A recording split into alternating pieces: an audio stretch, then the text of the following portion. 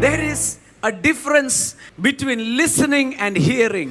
കേൾക്കുക എന്ന് പറയുന്നതും ശ്രോതാവാകുക എന്ന് പറയുന്നതും തമ്മിൽ വ്യത്യാസമുണ്ട്. My sheep hear my voice. Don't listen to my voice. എൻ്റെ ആടുകൾ എൻ്റെ ശബ്ദം ശ്രവിക്കുമെന്നല്ല, എൻ്റെ ആടുകൾ എൻ്റെ ശബ്ദം ശ്രദ്ധയോടെ കേൾക്കുന്നു. You can listen to a song, നിങ്ങൾക്ക് ഒരു പാട്ട് ശ്രവിക്കാൻ പറ്റും, but you hear someone speak. ചിലരുടെ വാക്കുകളെ നിങ്ങൾക്ക് ശ്രദ്ധ വെച്ച് നിങ്ങൾക്ക് അതിനെ കേൾക്കാൻ കഴിയും. He who has ear, let him listen. അല്ല, hear. ചെവിയുള്ളവൻ ശ്രവിക്കട്ടെന്നല്ല, ചെവിയുള്ളവൻ കേൾക്കട്ടെ എന്ന് എഴുതി വെച്ചിരിക്കുന്നത്.